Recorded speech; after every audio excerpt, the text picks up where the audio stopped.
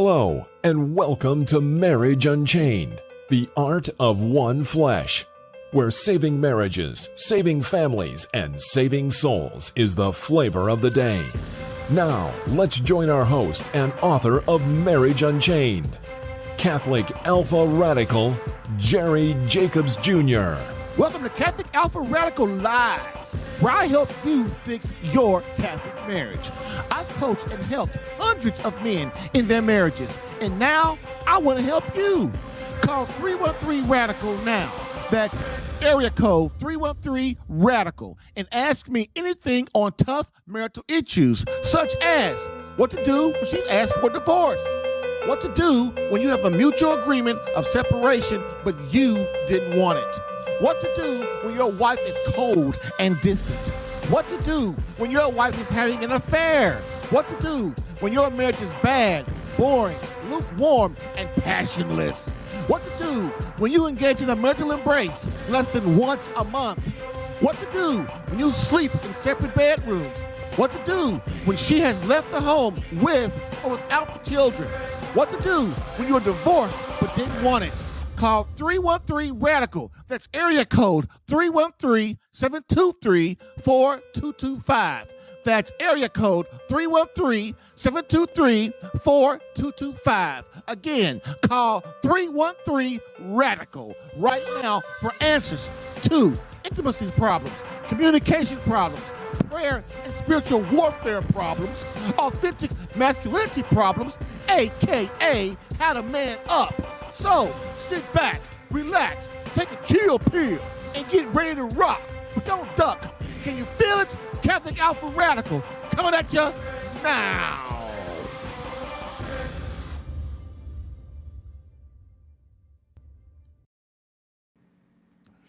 Hello, and welcome to Catholic Alpha Radical Live, where my main mission is to keep you out of divorce court. The Save My Catholic Marriage Minute is the theme for the next couple of more weeks. And we are going to really rock this today. I've got a really great subject, and I hope you guys really enjoy it. But just so you know, the Catholic Alpha Marriage Minute is for you if your marriage has little or no emotional closeness, your wife has asked for divorce or separation, your wife has left the home or you are separated, your wife is in the home but you are in separate bedrooms. Ooh, that's a tough one.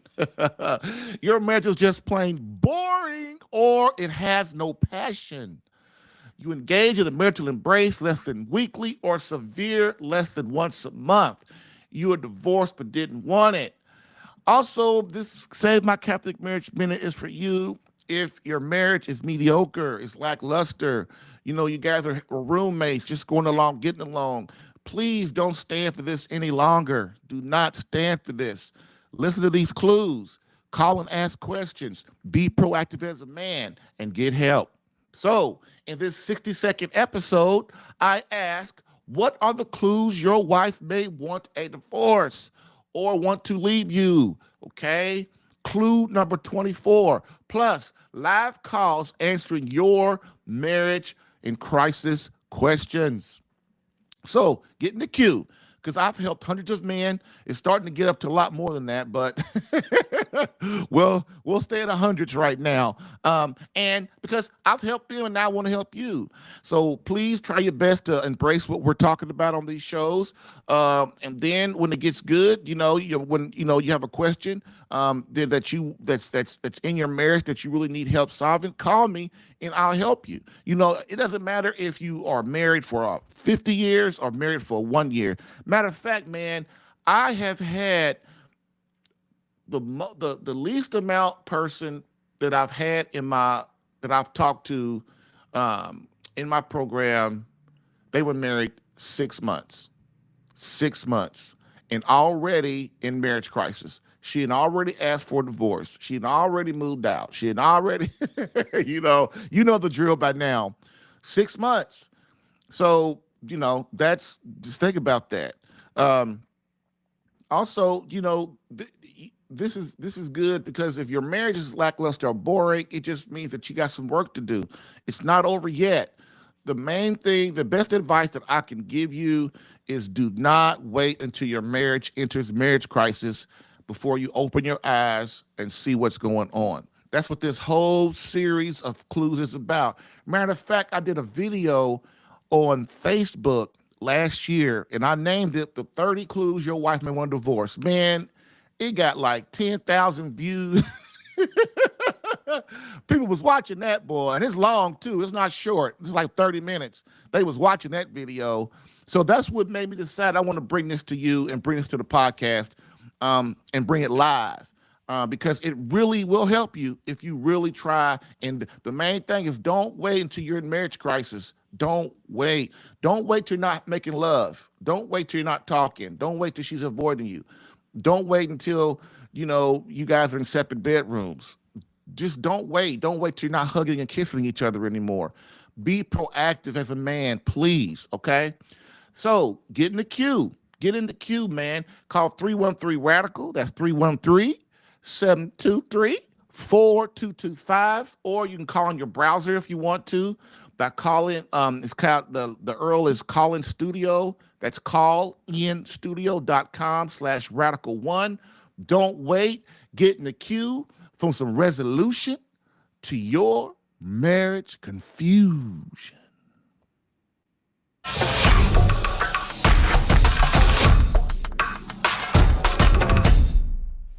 All right. The quote of the day, baby. The quote of the day. This is like one of my favorite segments that I've done all since I've been doing my podcast. I just like it. I love it. If you haven't noticed, we are going through the book 3 to Get Married by Archbishop Fulton J. Sheen.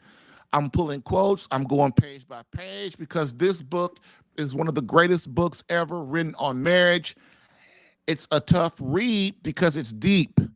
It as you see these quotes, man, they are deep. And you're probably saying, Jared, can you read that quote again? Because I missed this part. I still recommend the guys in my program read it. But it's a little tough read. A lot of them get through it, a lot of them don't. And so I have to, sometimes you have to weigh, is there another book that could be just as helpful or what we're trying to accomplish? So I ask them to read it, but I don't make it mandatory that they read it. But this book is one of the greatest books written on marriage. If you don't have it, man, I got a hard copy, man. That book was written in the 1950s. And if you get it, you will not regret it. It's one of those books, man. That's why the Catholic faith is so deep, baby. That's why it's so deep. It's so deep, man. And this book, when you start reading it on marriage, basically it's called 3 to Get Married, which is 3 to Get Married is God, you, and your wife. That's the bomb. So when you read it, like when I'm reading it, man, I'll be like, man, I'm reading it. I read a paragraph. The reason it takes so long to read is because the stuff he's saying is so profound and deep. You have to reread the paragraph like 3 or 4 times before you completely get it, So let's go ahead and get this. The quote of the day, quote, sacred scripture tells us that before the fall, Adam and Eve were naked, but not ashamed. They were naked and not ashamed because the passions were completely subject to reason. And there was not yet in the human body a tendency on the part of the passions to rebel against reason. The nakedness without shame was due in part to that inner spiritual perfection. It is a well-attested fact that those people who are most impoverished in their souls try to cover up this inner destitution by extreme luxury on the outside. The more naked the soul that is, the more devoid of virtue, the greater the need of the body to give the appearance of possession through fantastic dress, display, and ostentation. The more the soul is clothed with virtue, the less is the need of outer compensation. End quote. Archbishop Fulton J. Sheen, book 3 to Get Married. I've helped hundreds of men in their marriages. Allow me to help you in yours. Get live Catholic marriage help Monday through Friday, 10 a.m. Eastern, for some resolution to your marriage confusion.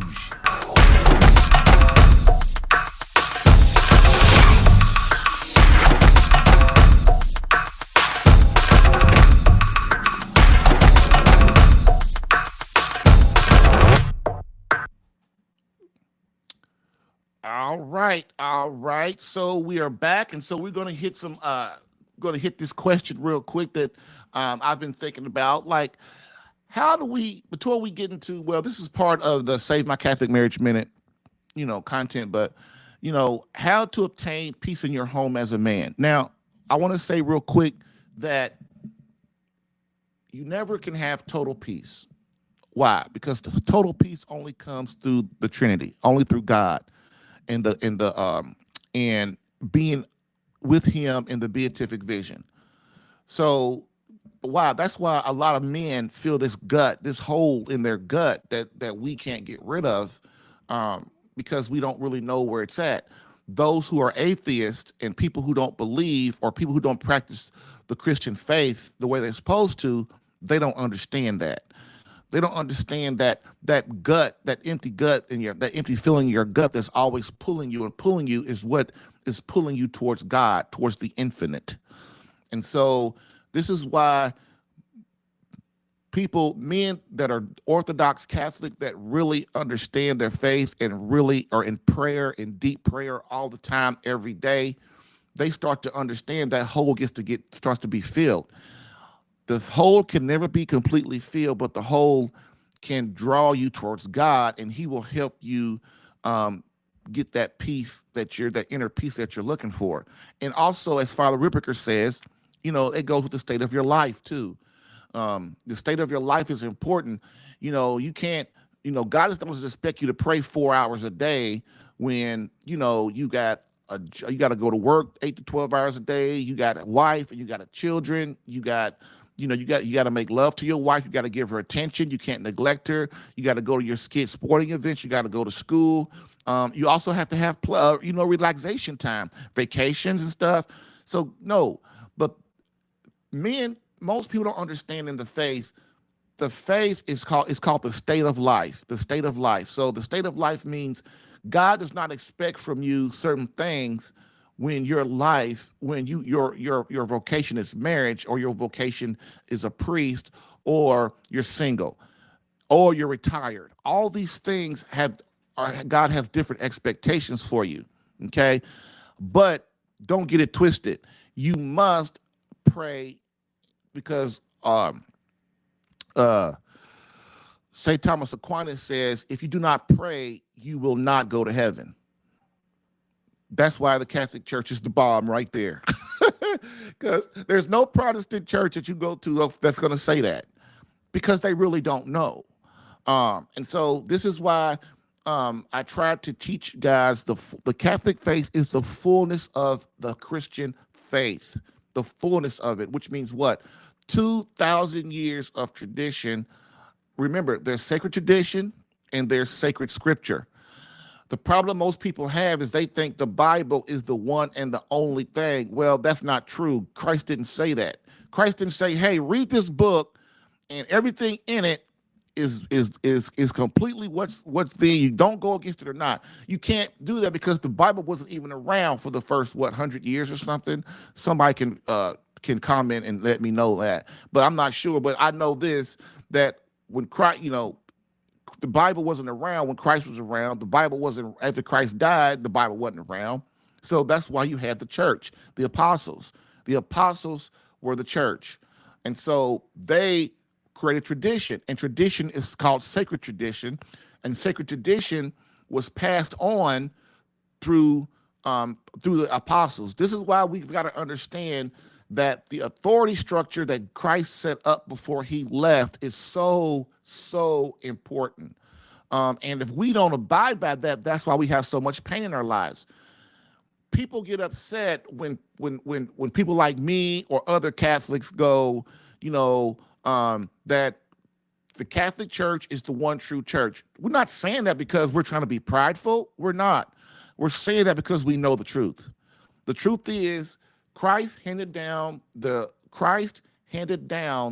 authority of the church to the apostles. Peter is the one that was supposed to start the church. He was the head. He is the rock. Rock means foundation. So Christ handed it to him. The other apostles were also, they made bishops. They were the church. They're called basically the magisterium of the church. So basically that tradition is passed down all the way for 2,000 years. The problem is when we get to the Reformation, they're actually celebrating the Reformation now. That is such a evil thing. And if you look at it from Christ's eyes, when he only wanted one church. And the thing about it is the Reformation didn't just hurt Christ. It just didn't hurt the Catholic Church. It hurt the Protestant church too, because you have generations and generations and generations of people who do not really understand their faith, who are not taught their faith. Like me, dude, I grew up in the 80s, in the late 70s, in the late 60s, in all the 70s, and early in all the 80s. You know, I didn't know nothing. You know why? Because the church I went to that my parents had me go to, it really, you know, he'd get up there and preach. He kind of come from the Bible, but there is no foundation. There's no like understanding why and the interpretation and the fullness of understanding the saints and understanding the beauty of the church, understanding why Christ has us do this, why the church is like this. This is why Protestants, it is so sorrowful that we are split up, because if we all would come together, Protestants have that, like me, I'm a convert. So I'm a convert. I wasn't really a Protestant. I wasn't anything. I just came. My wife was Catholic. Me and her, we met we met when we were 12 years old. We met at a day camp. I could tell y'all about that one day, but I could tell you about it now. Yeah, what are we doing? We ain't doing nothing. So me and my wife, my wife I have now, we are, it was weird. This is how you know that the Holy Spirit is real. Because me and my wife, we met when we were 12 years old. I met her brothers and her sisters. She met my sister. And here's how close that it came to me not meeting my wife. My mother and father, it was Gravy summer, school was out, and my mother and father go, hey, y'all going to, I want y'all to go to a day camp. And we have never been on a day camp in our life. So this was weird. So right off the bat, me and my sister were like, well, we don't want to go no darn day camp. We don't want to go. Because we're used to like just get on our bikes, or in the summertime, we just do what we want to do. And day camp sounded like school. So me and my sister didn't want to go. But my sister is the kind of person, she will not stop bitching and whining about something until she gets her way, kind of. Me, I'm the kind of person, I'll bitch and whine for like 5 minutes. Then I go, well, Mama and Dad said we got to go, so we got to go. You know, we tried not to go, but they made us go. So you might as well go ahead. You know how it is with your parents. Once they put their foot down, you might as well go ahead and agree and go ahead and go. Because unless you're going to get a whooping and start getting too sassy.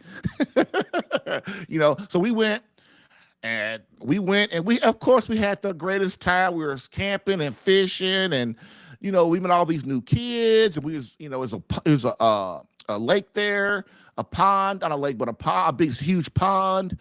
And it was fun. I mean, and that's where I met my wife. And me and her, we just kind of bonded. We liked each other. We talked and stuff.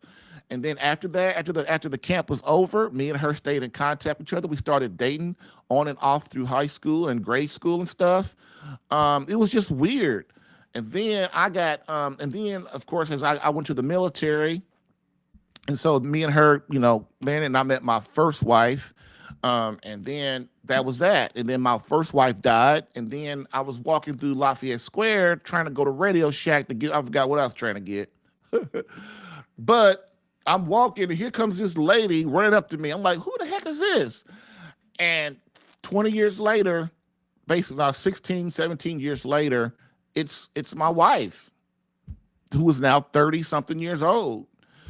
She kisses me. I kiss her, smack on her lips, and I'm so happy to see her. And we hug each other. And her and her daughter, this is weird too. This is how I'm telling you the Holy Spirit works in your life if you just listen. my daughter and my wife and my daughter and my wife were not gonna be at Lafayette Square that day. They were only at Lafayette Square that day. Matter of fact, they were sitting in the food court, and she just happened to see me walk by. They were sitting at the food court, man, and they were only there because, you know, you gotta know my wife. She's very spontaneous, and she'll go do all. They were there because they had this house first time home buyers seminar or something, and my wife and my daughter were there. The great thing about my wife, she would take my daughter everywhere she goes. Everywhere they would go, that's a Catholic. If you're a real Catholic, you ain't a real Catholic if you don't take your kids wherever you go. You know, wherever we go, our kids go. Why? Because how they gonna learn anything? How's your son gonna learn how to be like his daddy if he ain't never around his daddy? How's his daughter gonna learn how to be like, how your daughter gonna learn how to be like her mother if she ain't never around her mother? But anyway, that's how Catholics are. Anyway, Lauren and my wife were at the table, and she came up and hugged me. And then from then on, man, we went on a date. Well, see, my wife says it wasn't a date. I mean, I say it wasn't a date, but my wife said it was a date. See, that's how I didn't know women at all. That's how stupid I was about women. Because what happened was like, well, you know, hey, my sister. I said, my sister, I'm going to my sister's house tonight. And we're supposed to have dinner and talk and stuff and have like a little dinner party and stuff. I said, you want to go? She's like, yeah, but I'm thinking me and her just friends. I was not thinking about us dating or nothing. See, that's how crazy I am. I was anyway. So I go and I pick her up, and then my daughter tells my wife, and I didn't know this till later. My daughter tells my wife, Mommy, he might be the one. See, this is what y'all don't understand about women. No woman dates you, especially makes love with you, has sex with you, if they do not think there's a future, that you're going to be married and together. This is proof right here. This is proof. My daughter says, Mommy, he might be the one. Now, me and my wife hadn't seen each other in 20 years, man. So we go to my sister's house, pick her up, we go to my sister's house, and my sister has a woman, because see, what happened was me and my wife were having problems, and we were in divorce court and all of that, and my sister knew it, and everybody felt kind of sorry for me and stuff. And it was bad. Anyway, so my sister had this attractive young girl there, and she was gonna fix us up. And I thought the girl was cute. And then I was with my wife, who at the time was just, I thought we were just friends. See how much I know, right? So my sister gets irritated with me because I don't tell my sister I'm bringing my wife. And so she kind of goes, at the time is bringing Mary. And so my sister, she didn't say anything, but I could tell if something was wrong. And so she says, man, because that's my nickname in my family, man, M-A-N-N. She goes, man. Now, why, because she loves Mary, don't get me wrong, but you were supposed to, I was setting you up with this girl. I was like, oh, you was? I said, I'm so sorry. I said, well, Mary, we're just here for friends. We ain't, So everybody gets all uncomfortable. So basically the way it ends is, my wife and I actually, she'll tell you to this day, she will argue to the end of time that was our first date. And I will always say it wasn't. But I guess if you look at it, I guess technically it was a date. I guess I did pick her up. I guess we did go to my sister's house together. So, okay. But I still don't look at it as a date. Anyway, me and her started dating and everything. And, that's kind of how it went. And then my wife, we were, she was Catholic. And so that's how I started going to the Catholic church. I went to the church. I was nothing. I was not in church and anything. Nothing like that, man. So I went to the Catholic church one time, and the service was only an hour. I was like, oh my God, that's for me. If I'm be with this woman and she wants to go to church, hey, that means I go to church and be back home in an hour. I mean, you cannot beat that on Sunday. You can't beat that, man. So that's what drew me to the church. I'm serious. I'm not lying, y'all. See how stupid I was? So, and my wife gets mad at me when I say that, but it's the truth. It's the truth. Well, she gets mad at me when I say I became Catholic because of her. And I did become Catholic because of my wife. Why? Because I didn't know nothing. I was just following her. But yeah, priest got up there. He talked the priest talked for 10 minutes. He didn't talk 15, it was like 15 minutes at the most. He got done. We did some kneeling and standing up and kneeling and standing up, did some songs and stuff. It was over, dude. Can you believe it? See, you gotta look. See, you cannot appreciate that unless you've been to a Protestant church. When I say Protestant, I mean Baptist, Methodist, Southern Baptist, Jehovah's Witness, blah, blah, blah, all of that. Man, I've been to Protestant church, man. You be in that service for 2 hours, dude. I went to my mama's church, man, when I was growing. Me and my wife did. Man, we went to my mama's church, man.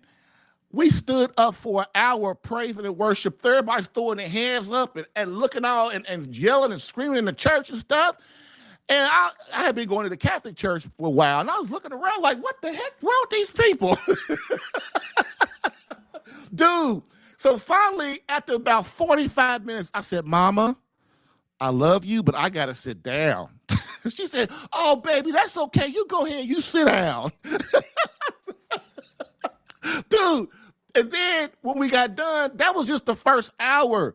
Then it was like 2 more hours of reading the Bible and him preach. Of course, you know, a Protestant preacher, you know, he got to preach for at least an hour. He ain't even warmed up yet. So then all the other parts of the service, so you look up, dude. You look up, dude, and you in church 3 hours, man. And my sons, they were so funny, like, Daddy, what are we doing? So that's why when you cannot appreciate the Catholic, even the Latin Mass in the Catholic Church is only an hour and 15 minutes or max an hour and a half, the extraordinary form. So even that, to me, that's long. But you cannot, if you're a Protestant and you go to a Catholic church, you can appreciate what I just said. You really can't. Like my wife, before my daughter, because my daughter goes to a Protestant church, my wife had not ever been to a Protestant church, so she never understood what I would be talking about. You know, she's been Catholic her whole life, and she's like 5 generations Catholic and all that kind of stuff. But that's it, man. That's it. And so to get peace in your home, you know, that's strong. I know that was a story I told, but I told that because to get peace in your home, man, it's a journey. The Holy Spirit, you got to listen. You got to take care of business. You got to make sure you're on top of things. And if you are, man, your life, you're going to have problems still, but you're going to have fun. It's, you know, women, I was thinking about this morning. One thing that I realized that women hate is when men don't communicate with them and let them know what's on their minds, what they're doing and stuff like that. Some people call that needy. I really don't. I mean, sure, it can get to being needy, but women, she's your wife. She wants to be involved in your life. She wants to nurture you, and she wants you two to go through these problems together. This is why women leave, because she goes, okay, he don't spend time with me. He don't really talk to me. You know, when we have sex, it's kind of like, okay. And when we, you know, he don't really spend time with the kids, and he's just kind of distant all the time. Well, what am I here for? I mean, he doesn't really confide in me. He lies to me about the money. Our finance, I mean, he's got all these secrets and stuff, and men don't mean to be like this, but that's just how we're wired. And so women, they start to go, well, because women, when a woman loves you, she will stick with you through thick and thin. She will go through the fire, dude. She will go through the fire for you. But men don't really realize that. They don't really realize that because we're too selfish. We only think about ourselves, you know. And so women, what happens is if women just want to go through this together. That's their thing. Listen, we can make it through any problem if we can just go through it together. If I know what's going on, you tell me, I tell you, and we work this out together. When people start trying to solve their problems on their own and don't involve the other spouse in what's happening, then the other spouse gets resentful, and they get upset and stuff like that. You cannot have peace in your home like that. And I think if you guys really understand that, I know that you're not doing what you do on purpose, but your wife is the same thing. She's not doing what she's doing on purpose. This is why it's called concupiscence. It's called brokenness. It's called the effects of the fall after Adam and Eve. And once you understand this stuff and how it works, man, you and your wife will start to get together better. Will come together better. That's why if you're not in marriage crisis right now, it's very important that you understand that I don't want my marriage to go to marriage crisis, and so I need to understand these clues so that my marriage starts to become passionate. We start to be fulfilled in each other, our spouses. We start to make love at least at the minimum once a week, preferably 2 or 3 or 4 or 5 or 6. We're going on walks. We're having great conversations. We're going on date night. And I tell my wife what's on my mind and how I feel about her and that I love her, and I show her I love her, and I hold her hand and I kiss her in her mouth deeply. I hug her for 20 seconds. I mean, dude, all these things will get your wife to go, we are going through this together. See, that's what happened to me with my first wife, right? When we were in the military, in the Air Force, man, we were in Guam, we were in Texas, Dallas, Fort Worth, we were in Nebraska, Omaha, Nebraska. And dude, it was just us against the world. And my wife, that's the way we were. Now, our marriage wasn't nearly as perfect. It was kind of not a good marriage at all. It was like just a mediocre marriage. But I would tell you, we still felt like we was together. My wife felt like, hey, we are going through this together. We are conquering the world together. Then I was stupid, and we got out of the Air Force. I moved my wife to Indianapolis, and it was after that, it was only a matter of time. You know, she was away from her family, her sisters, her mother, her aunts. Y'all know the story. You know how it goes. Not just my story, it's your story too. If you ever moved your wife away from her family, you know how it works. It just don't work. So with that being said, that's get peace in your home, man. Just try to fight your brokenness, and then you and your wife will start to bond again. Okay? Bam.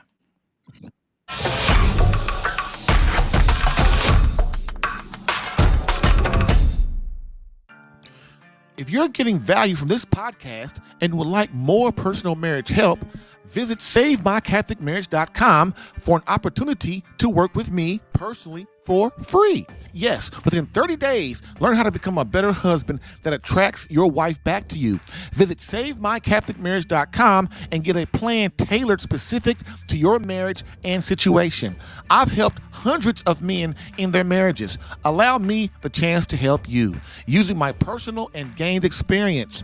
Visit SaveMyCatholicMarriage.com for superior coaching for your marriage. Again, SaveMyCatholicMarriage.com. That's SaveMyCatholicMarriage.com to become the man God created you to be and the husband your wife needs. Lastly, I always get the question, why don't you help women? And I always answer them, I do.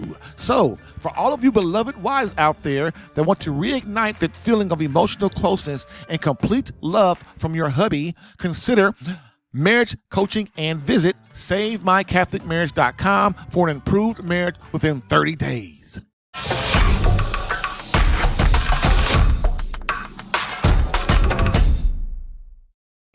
All right, all you young bucks, we are back, and we have a caller here too, which is going to be the bomb. I am sure that is going to be the bomb. But, this one caller, I'm willing to take more. So, please, if, you heard what I just said, and you're having problems in that area of you and your wife are not bonding, emotional closeness is there, your marriage is kind of mediocre, you're kind of like roommates and you don't know how to handle it, and you want to know how to, man, look, man, I deal with this all the time, man. Let me, get on here, take a call, and let's do this, man. If you're a woman, same thing. Your husband's not listening to you. He's not, he doesn't, you can't get him to let you nurture your home and nurture him and the children. He's always, he's not around. He's distant. He's not involved in your marriage and stuff. And you're trying. Women, that's another thing about women, man. They gonna try, but they get to the point like, I'm not trying, I'm done. I'm not trying no more. And that's when you enter marriage crisis. Just like God, People think I can neglect God my whole life. Look, man, grace runs out. People think grace don't run out. Yes, grace runs out. God goes, look, man, I didn't try with you. So after a while, he just leaves you to yourself. This is when the demonic enters your marriage, your home, your life, and everything. The only if you're out of right now, if you're out of grace with God, which means you haven't been to confession for 40 years or whatever, and God will not answer your prayers. He won't. Because he looks at it like this. Okay, you say you love me, but you're not obedient. So we're not together. I don't know you. So what God will do is, if God will only answer your prayers if that prayer is good for your soul. So the soul moves towards him. But if you're praying for your wife, if you're praying for your children, if you're praying for, oh, I need this car, or, God, please help me get a job and all that kind of stuff, it's only if it's good for your soul where God answered that prayer. Okay. But as far as your prayers out here in the open, for praying for other people and all that kind of stuff, God don't hear that stuff from you. Your prayer is completely ineffective. Why? Because he don't know you. He don't know you. This is why prayer every day is so important, man. This is how meditation is, how the rosary, litanies, going to adoration, going to daily mass, going to confession, taking the Eucharist, being at church every Sunday. This is how you get your prayers answered. So I'm not gonna get into that because I could talk. I love that, and I can go on forever about that. So we're gonna bring our caller on for the day, our first caller on for the day, and I hope y'all enjoy this. I hope this is in what I call it entertaining for you. So here we go. Hello, are you there? Yeah, I'm here. All right. Okay. So how you doing today, young buck?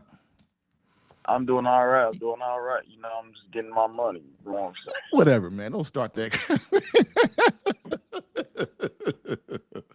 So how can I help you today? Man, so me and my wife, we've been married for about, I say, 6 years. And recently, like, we don't have any kids. I've been trying to, but just cheap. Anyway, that's not the point.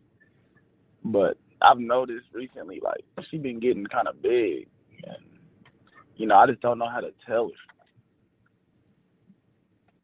her. Like, So why does her being big? So when you say big, you mean like she's getting obese, or she's like 120 pounds and maybe she's 130 or 40 now? So when we got married, she was 140. But recently she looks like she's up to 250. What? Yeah. Oh man, that's a big girl for real. Yeah. Okay. So first of all, this is not going to be a long call, because this is real simple. Mm-hmm. The thing about it is, man, women, they're like, they have memories like elephants. Mm-hmm. So if you come out and tell your wife that, baby, will you lose some weight because I think you're fat, or you're even if you go, sweetheart, can we sit down and have a talk? You're getting a little big, and I'm worried about your health, and I want you to be around for our children, and blah blah blah. No matter how you say it, no matter how nice you put it, no matter how empathetic you put it, you will pay for the rest of your life. If you tell her that she has to lose weight. So how do you do it? You be the example. Now look, Okay. So how you do it is this. You eat the way you want her to eat. Why? Because you're the leader. Usually when women get that big, see, here's the way it is, man. People call me or come to me for like certain problems. Like right now, you're saying, hey man, my wife is overweight and blah blah blah. That is always another deeper problem. Like when a woman is that big, that means that she is using food to fill a void that she's not getting from her husband. Or if you see single women out here, single mothers out here, and they're big and they don't care how they look, they're using food to fulfill that they can't get a man, that their man doesn't love them, or that kind of thing. That's how women are. They're very, they're emotional. So if a woman gets that big, that means that her husband is now. I'm not blaming you. What I'm saying is you got to understand how women think. Their thing, if a woman's not fulfilled or satisfied, what she will do is she will find that somewhere else, just like a man would. So your wife, her thing is food. So what she'll do is she'll eat more than she should. So, to keep it simple, the thing I will have you do is you start eating like being keto or carnivore diet, which is basically all you eat is meat, and you will lose weight. You will be really healthy, and you'll stop eating all the sugars. Because right now, the reason women, they gain weight really quick, like 10 pounds for a woman and 10 pounds for a man is completely different. And so if your wife if she starts eating carnivore, she'll lose weight really quick and she'll be a lot more healthy. And then you ask her, hey baby, can we go out for a walk after dinner? Or can we start exercising together? And you be the example. Why? Because you're the leader. Your wife and your kids are waiting around for you. And so when you take the lead, instead of criticizing her and blaming her, because that's a marriage killer. If you criticize her and blame her, that's a marriage killer. You will lose her, right? If you love her, you want to keep you want to keep y'all together. So you encourage her, and she might say, "No, I don't want to go for no walk." But every day you go, you ask her, does she want to go? When you guys are eating, and instead of if you guys go to McDonald's, you say, "Look, I really don't want to go to McDonald's. Can we go to Red Lobster or something, eat some seafood or something like that?" And she goes, "No." Then you go. Then what you do is you take the bread off you don't eat the fries, and you take the bread off the bun, and you put it in lettuce, and you eat the lettuce and the bread. My point of what I'm saying is, man, the rule in the relationship is you don't whine and bitch and complain about anything that you're not willing to do yourself. Why? Especially if you're the man, because your wife will look at you like you're crazy. Like you're not, because she's going to throw ammunition at you. Well, you're not doing your thing. You're not doing this. You're not doing that. Okay. So that's that. Okay. That's how to solve it, by being the example of a man, by being like Christ. And of course, praying for your wife, getting prayer for her, and ask God, the Holy Spirit to help her to understand what she's doing to be overweight, because it's not healthy. Okay. Now, the deeper problem is this. That's the first problem, the not praying. The second thing is y'all don't have no kids. Okay. Women are born and put on this earth to have children. That's their number one mission in life. One, to grow through to God. Second is to have children. Now, people ain't gonna like me saying that, but it's stupid not to really realize that and put it out there. So when a woman doesn't have a child, what does that do? That means what? She's not fulfilled. That means she's not happy. That means that she has that gut in her, the hole in her gut, that something's wrong. When we go against our nature, what happens is we become very unhappy. God is called the natural law. And so God instilled that natural law in her. And when women take birth control pills and contraception, and men are wearing rubbers and all that kind of stuff, and they're not having children, guess what? When they get 40 and 50 and 60 and 70, they are miserable because they didn't have a child. Then, of course, they all try to rationalize it. Oh, yeah, I was in my career, and I was this and that, and I was trying to do this and that. Well, guess what? Now you have no husband. Now you have no kids. And then when you get old and your husband dies, you're 90 years old or 80 years old or 70 years old, you're in a nursing home, and nobody comes to see you because you have no kids. Or you're in a nursing home because you have no kids that will allow you to live with them, so that your life could be fulfilling, and that you can have, all your grandchildren around you and stuff. Women have drunk the freaking Kool-Aid, dude. They have drunk the freaking Kool-Aid, having one kid or two kids. That is not what God is asking of us.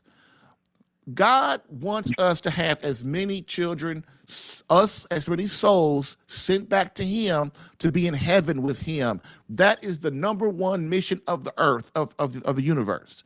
And when we have no kids or one kid or two kids or whatever, that is not being fruitful like God wants. But the problem is the devil has gotten to society and people don't really understand that.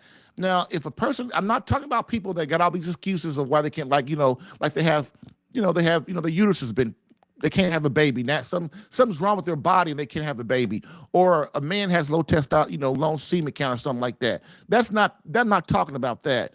I'm talking about people who willfully take contraception, because contraception is what? It's selfish. It's evil. And if your marriage, if a person is in a marriage taking contraception right now, or any kind of birth control, the devil has entered your marriage, has entered your home, and you don't even know it. You have opened the doorway. You have opened the doorway to God, to the evil one. Okay, and so another thing too, kids are special. Kids, listen, love is meant to be shared. These couples that don't have babies, man, believe, like Archbishop Fulton J. Sheen says in his book, 3 to Get Married, there comes a time when the love between two people is not enough to sustain their marriage, to sustain their growth towards God.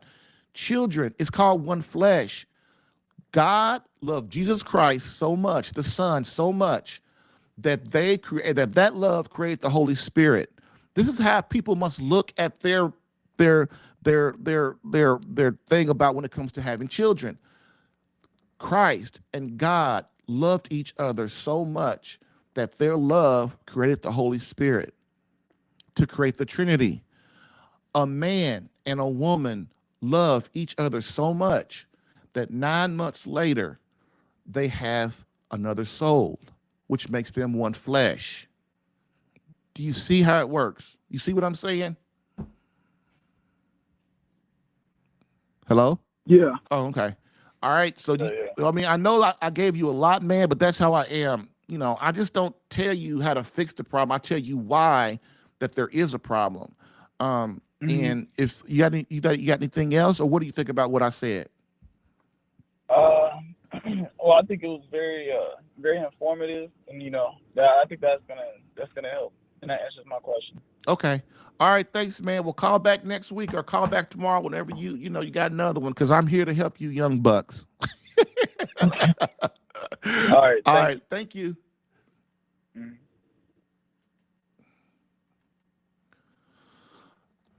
All right. Okay, that was our call for today. So please, if you got anybody else would like, listen, that's how I help. People don't really understand that there's always an underlying problem to the surface problem. Don't criticize your wife and tell her that she's fat. This is, you be the leader in your home and be like Christ. If you want something done, you got to do it first. Because look, your wife and your children are waiting on you to fix you. Because if you don't fix you, guess what they're going to do? They're going to say, well, you ain't doing it. How you won't tell me to do something? You ain't doing it. And especially with young marriages and stuff, man, they really don't understand. People that have been together for a while, a man knows, never tell your wife she's fat. Never, ever. If your wife stands in front of you and goes, baby, how does this dress look? Baby, you look good. Baby, you look real good. If you want to make love that night, baby, you look real, real good. If you want to make love within the next century, you say, baby, you look real good. Hey, I'm going to tell you a true story real quick. We're going to go to break. A couple weeks ago, matter of fact, a couple weeks ago, my wife got a new hairstyle. Dude, and I was sick that day. I wasn't feeling good. She walks in and she's on the phone with my mother and they're talking. And I'm in the kitchen and she comes, she gets off the phone and looks at me and says, how do you like my hair? And I go, oh, it's nice. Now, I know that was, look, I know y'all, I said it was nice, but my body language was like, because I wasn't feeling good and she didn't know that. And so, believe it or not, this is why I tell you, I do the same stuff that I tell you to do. I encourage you guys to do. So 2 or 3 days later, see, that's how men are. 2 or 3 days later, when I was feeling better, I was like, wait a minute. That came into my mind. That's probably God talking to me, right? The Holy Spirit talking to me. He said, man, you better tell your wife that you sorry that you weren't excited about her hairstyle. So you know what I did? You know what I did, y'all? You know what I did? I was in the middle of work. As a matter of fact, I was ready to have a call. And what I do is when I make a problem and I realize there is a problem, I solve it right now. I don't wait. So you know what I did? I picked up my cell phone and I opened up her text message and I sent her a text and said, sweetheart, I am so sorry that I was not excited about your hairstyle last week. I think it looks really pretty, and I'm sorry. I said this is no excuse, but I wasn't feeling good, and I think it looks really good. And I put a little emoji on it of somebody hopping around and all excited about it. And then you know what? 5 seconds later, she goes, "Oh, baby, it's okay. I know you weren't feeling good and stuff, and I understand." But she said, "But you know what? I'm really happy that you said that. It really means a lot." See? I don't do nothing that I don't teach you guys. You know why? Because, man, I ain't stupid. I'm not trying to go back to marriage crisis. I am on alert. Now, look, you guys say, Jared, but it took you 2 or 3 days. You're right. I'm a man. Okay? I'm a man too, just like you. I even though I'm on alert for my wife and I pay attention, dude, I am not perfect. I make mistakes. But the difference between me and a dude in a marriage crisis or a dude that's not on alert is I might slip, but I don't slip long. Woo!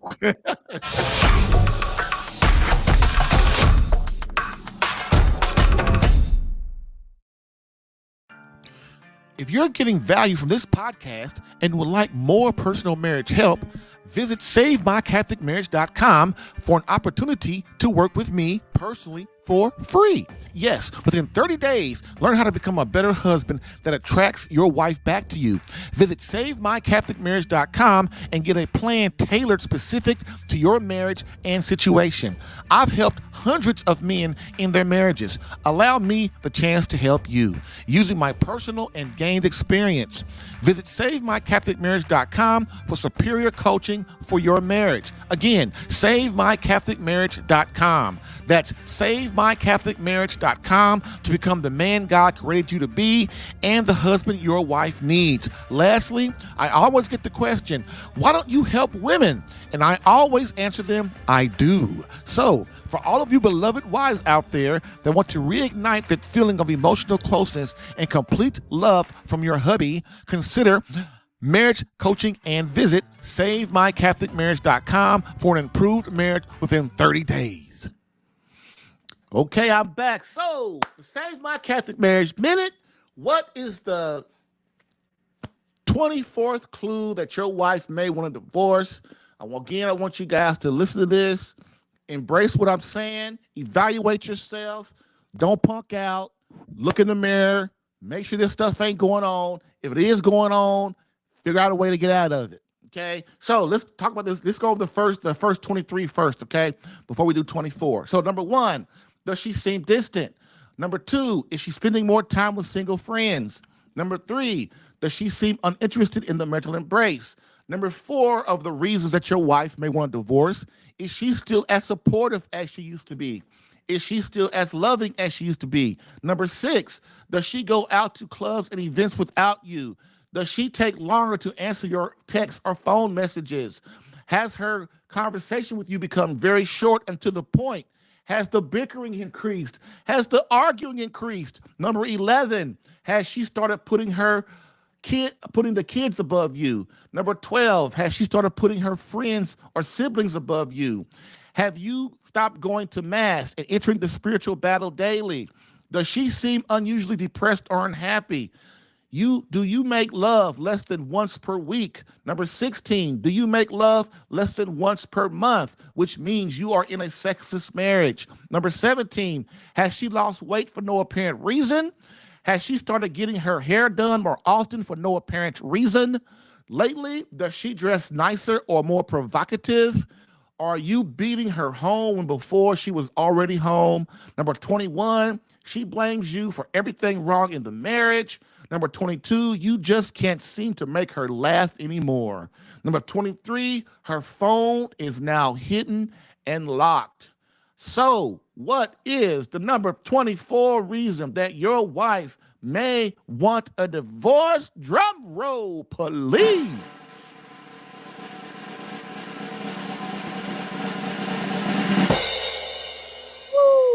She no longer keeps tabs on you or asks where you've been. You know why? Because she doesn't care where you've been anymore. She don't care. She's starting to check out. She's moving on, brother. She's moving on. But can't quite move on yet because she is emotionally confused. And that's what I tell all the brothers. Do not listen to your wife when she says, I hate you. I don't love you anymore. I'm not in love with you anymore. I need space and all that crap. That don't mean nothing. She don't know what she wants when she's in marriage crisis because she's lost her husband, and that's the most important thing in her life, and she thinks the husband doesn't love her anymore, so she's emotionally confused, and then you come along realizing, yeah, I probably did mess up, and you start listening to this confused person, and you don't know what to do. And if your wife is going to move on, she has to make plans first. That's another thing you guys don't realize, which means a lot of avoiding you and secrecy and Academy Award winning acting. Remember how we talked about before? Your wife, women are very good actors, okay? When they want to avoid you, when they get all secret and stuff, you won't know your wife's messing around for a long time. By the time you figured out your wife is messing around, it probably been a month, 2 or 3 months or some 6 months. You know, this is why I teach you, you have to learn how to be on alert for your woman. You have to open your eyes and start to learn how she moves, how she walks, the tone of her voice, all of this stuff. If you get on alert, then you'll know something's wrong before she does, before she goes out and gets another man. You will know, dude. You will. But if you don't put in the work and learn, then you won't know, okay? And I'm begging you, as a man, you cannot allow this. See, as men, we think, hey, great. This is great. You know, she doesn't care where I am. I can go out with my buddies all the time. They're going to be gone. I ain't got to deal with the kids. She's not going to nag me no more. That is a rookie freaking mistake. That is a rookie mistake. Please hear me. I now get to spend all the time I want, wherever I want. No nagging, no kids crawling all over me. This is so spectacular, right? Woo! Wrong. Wrong. With this clue, she is very close to avoidance. You do not want your wife to go into avoidance, gentlemen. That means that she will not talk about problems, no more discussing on any problems, no more good conversation, no intimate walks, no kissing, no touching, and of course, no sex. If all that doesn't mean anything to you, you see, my brother, we refuse to see that either we pay now or we pay later. So what do I mean by that? You either put in the work to keep your marriage out of marriage crisis now, which means by starting learning how to do all the stuff that I'm asking you to do, or you're going to play a lot more later. And once you get in marriage crisis, man, you need a professional coach to get you out of it. Don't sit there and think that your wife is going to automatically come back and everything's going to be good about what you do. Another thing, too, and if she does come back, how you going to keep her from wanting to leave again in 5 years? Because you ain't really changed. You changed some, but it's not a foundation of you. So what will happen is it'll be she'll want to leave again in 5, 10, or 20 years again. The thing that you must realize as a man, I've got to fix myself in order, and not just fix myself, but learn how to keep my wife happy forever and fulfilled and satisfied forever. Most people don't know how to do that. And this is why marriage counseling is a problem. Because marriage counseling, they don't know how to do that. Even if a marriage counselor gets you guys to come back together and come and fix the stuff, okay, so one of you is going to want to leave again in 5 years or 2 years or a year. I talk to people all the time. Oh, yeah, the marriage counselor, that was all right, but 99% of the time, marriage counseling ain't working. Marriage counseling is only successful 10% of the time, less than 10%. Okay? The reason why is because people are already they don't know how to make it work, and they're confused. Okay? So, like I said, you're going to either pay now or you're going to pay later. But if you pay now, man, the benefits and the rewards are so great. That is what men don't understand. I sacrifice now like Christ did, and then what happens is things come out like they're supposed to. Things are great. Okay? Next, once avoidance sets in, the relationship is all but over. It's very important to realize if our beloved no longer cares where we are, this means that she no longer desires to serve or nurture us as her beloved husband. If she is not calling you to see if you are okay, if she is not texting you to get an idea of when you are coming home so she can have dinner ready, if she's in her bedroom when you do come home and doesn't come out to say, hello, how was your day?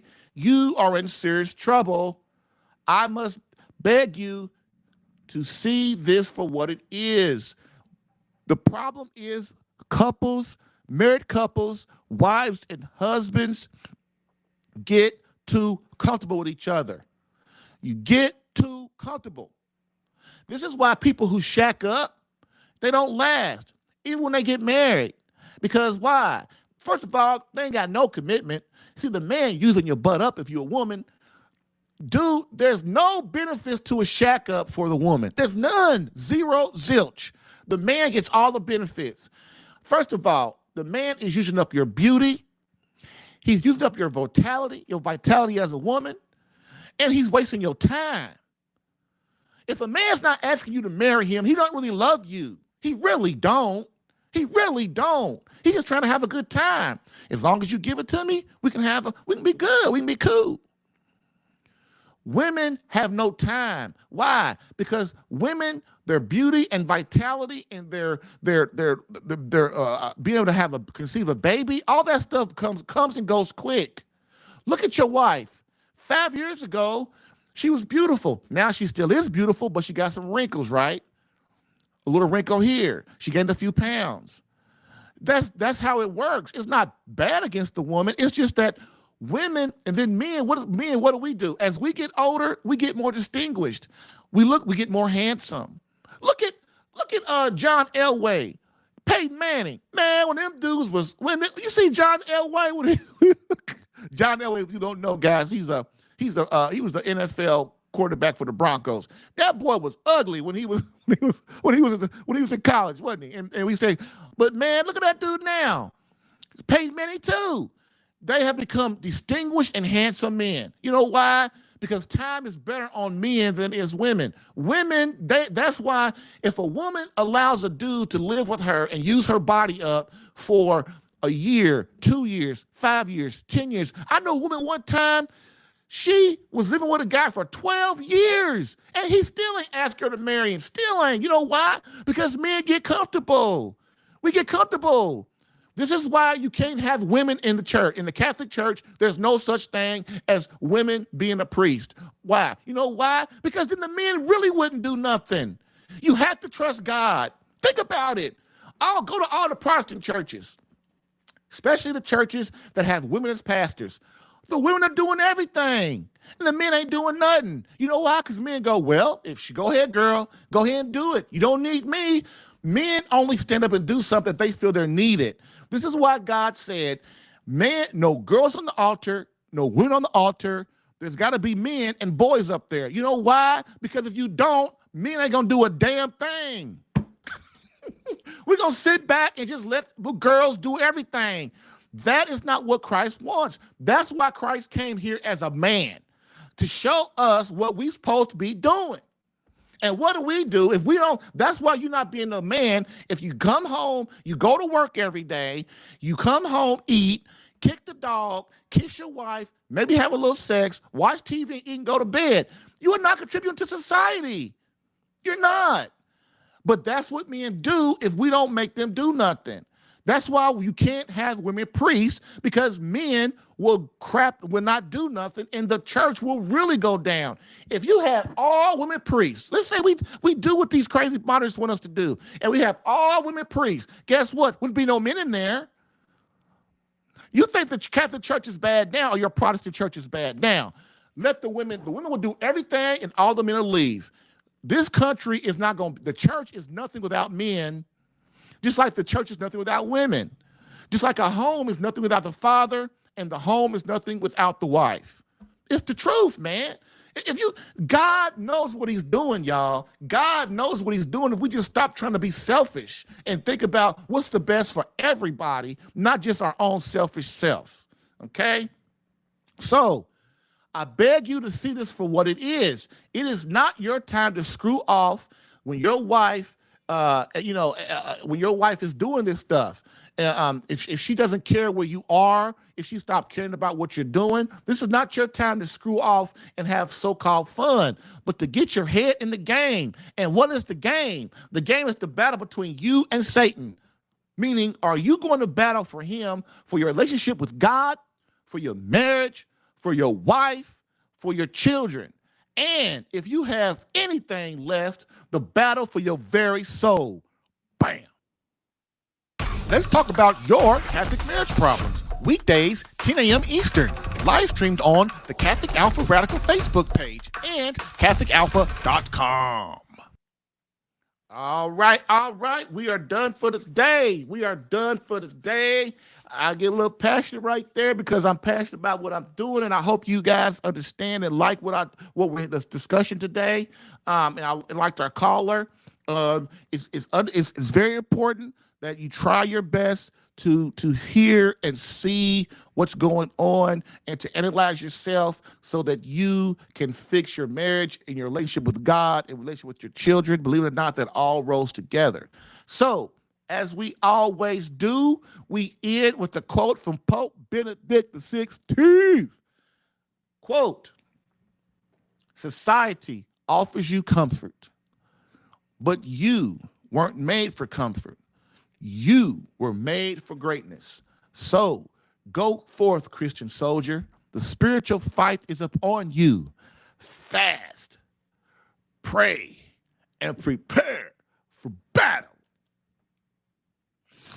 Thank you for listening in today. If what you heard helped you in any way and you would like more personal attention, visit SaveMyCatholicMarriage.com for superior marriage coaching. And remember to join the Catholic Alpha Radical Live podcast as a caller or listener every Monday through Friday, 10 a.m. Eastern.